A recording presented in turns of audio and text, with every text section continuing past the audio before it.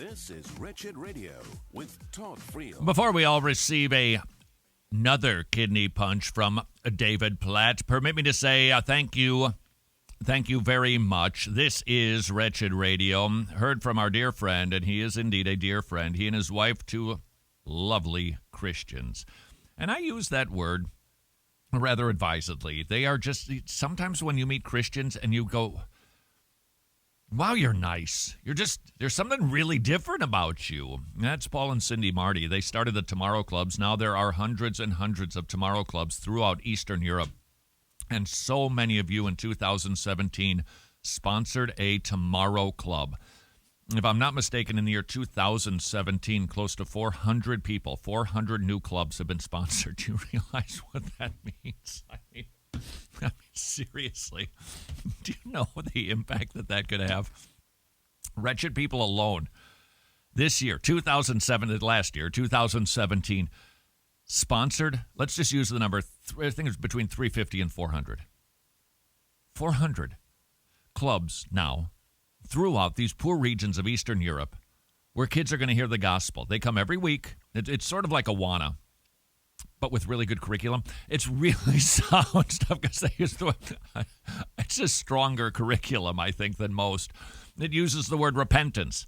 It actually talks about some very scary subjects like God, because he is a consuming fire. And for somebody to appreciate what Jesus did on the cross, they really do need to understand his character and nature. So these kids are hearing that, and they are getting saved. And then they're going home. They're teaching the gospel to mom and dad. They're getting saved. And local churches are getting revitalized. So to the people, do you realize? Just think of this.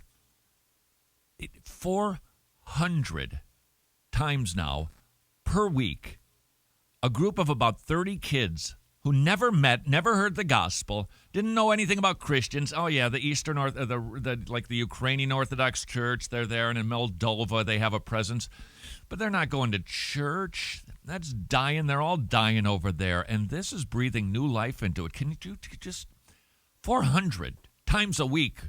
Thanks to you. So I wanted to say thank you for that. I find it quite really hopeful. That's what I find it. It's just a lot, and there's many more of you who do.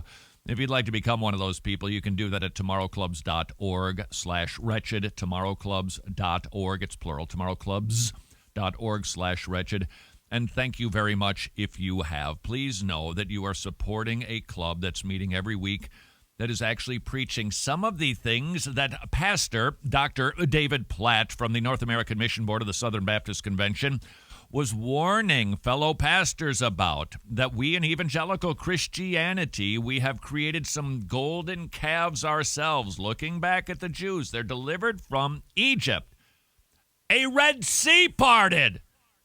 Is that enough to keep them orthodox? No.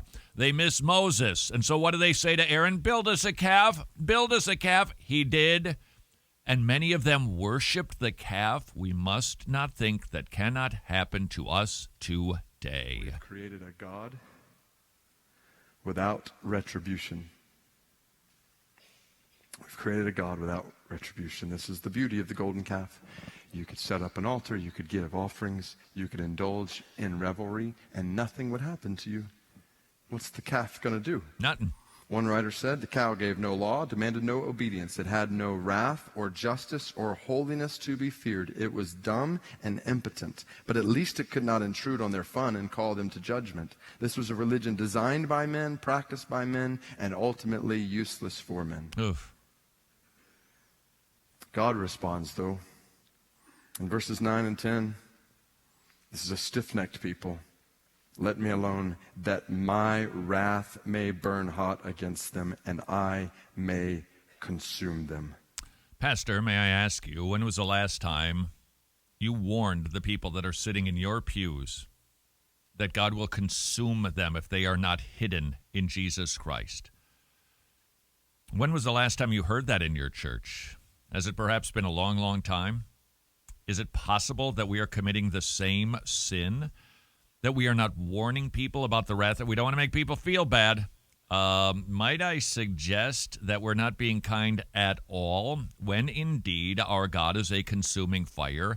He is not to be trifled with. And if we never preach that, we are not preaching the whole counsel of God. We're not helping people when we fail to do that. We could be harming them eternally. The consuming wrath of God is not known, acknowledged, recognized, feared in our day. Is it? And we fear so many things. Fear holding so many people in our churches captive, afraid of rejection, afraid of the unknown, afraid of financial this or that, afraid of dying, afraid of death. Could it be that we're afraid of so many things because we are not afraid of God? Oh, boy. Fear him, Jesus says. Fear him who after your body has been killed has authority to throw you into hell. Yes, I tell you, fear him. Into hell. Fear the one who has authority to cast you into. So Luke 16, an eternity of conscious torment. Matthew 22, a place of outer darkness. 2 Thessalonians chapter 1, a place of divine destruction, away from the presence of the Lord and the glory of his might. Got to watch out for this one, especially there is a trend, and it still persists right now in evangelical Christianity, and overall it's not a bad trend, but the trend is gracey grace. The grace is so gracious that we just grace all over ourselves. We're so grace-filled and happy. That's good. Grace is what Christianity is about. We are the gospel people. But let's be honest.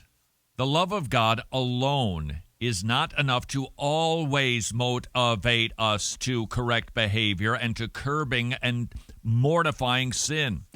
The Christian, too, needs to hear about the wrath of God and have the fear of the Lord. Yes, primarily motivated by what Jesus has done for us, but there are times when we need to remember God could smite me while I'm looking at my pornography. God might return. The trumpets will blow. Jesus returns while I am having my affair or fornicating or cheating or lying or gossiping. Should we be looking over our shoulders? Yeah, I got to tell you, that ain't a bad thing. Golden calf, not just of the Jews who have been delivered from Egypt, but even for us today. Number 5, according to David Platt. We've indulged in earthly pleasures while ignoring eternal purposes. This is what they're doing. They're playing. They're playing while the wrath of God is coming. They missed the whole point. God had saved them out of Egypt for the glory of his name among the nations. They were missing that purpose, God's mission for them, while they played with earthly pleasures. Can this not become the picture among us if we are not careful? There is a battle raging for the souls of men and women all over the world. In Oklahoma, millions and billions of people and thousands of people groups around the world. Right now, his wrath is coming. His wrath is coming. And our greatest concern is how our football team is going to be ranked or what position we might get in this church or that church. God help us to see what he sees. Have you heard a sermon like that lately? Need more of them. Pastor, we need more of them. I know you're not Casey Kasem. I'm putting in my request. We need more sermons like that to remind us, to keep us on mission, because the Jews were supposed to be what? A holy, called out, set apart people. Does that have any implication for us? Yeah. What is 1 Peter about? We're supposed to be a holy, set apart, different kind of people, and we need these reminders. And if I could sneak this in, if you don't mind, if you have not been about the business of warning people about the wrath that is to come, I want to encourage you to get on that this year. This year. Take the Big Toe Challenge. Get copies of Don't Stub Your Toe at wretched.org. Pass out one a month.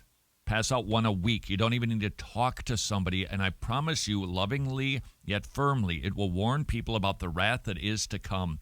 Let's heed what David Platt is saying, and let's get on it this year. So Moses, in the passage that follows, stands in the gap, humbly pleads for this people as their leader. And God relents his wrath. That's where I was in Ezekiel 22 the other day. And God said, I sought for a man among them who should build up the wall and stand in the breach before me for the land, that I should not destroy it. But I found none.